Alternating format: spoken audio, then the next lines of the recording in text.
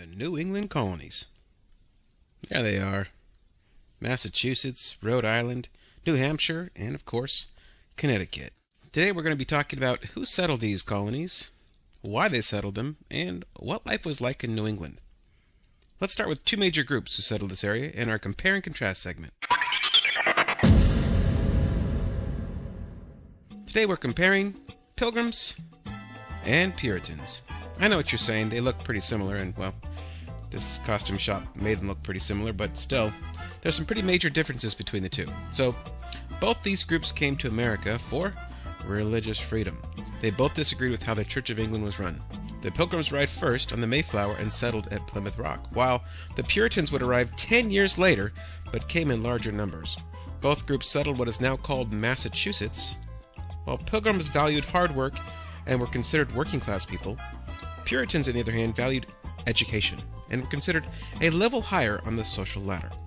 Both groups looked to the Bible for guidance in making their rules and laws. Pilgrims created a system similar to democracy where leaders and citizens were equal. The Puritans, however, chose to continue the tradition of leaders having divine rights and the final say.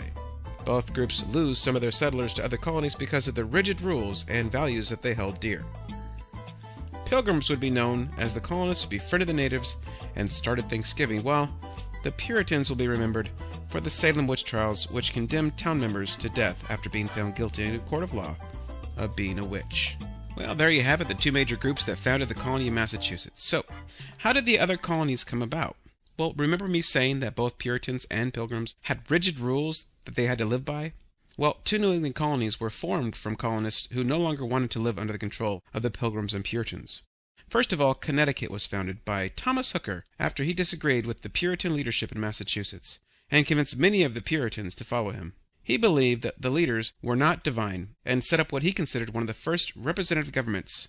Roger Williams was a preacher who lived in Massachusetts and started to openly disagree with the Puritan leaders about city charters and the treatment of Native Americans. He believed the charters should not be legal because the settlers never paid the natives for their land. This got Williams into trouble, and he was kicked out of the colony for continuing to speak out about this and was convicted and sentenced to death. Not wanting to face execution, he searched for a place to start a new colony that would allow for religious tolerance. He found the location to start his colony at Rhode Island, which under his leadership would become the most tolerant colony in New England. Finally, we have New Hampshire, which was actually settled by fishermen. That brings us to our question of the day. Why were people in New England more likely to hunt and fish than farm? The answer to this question is about geography.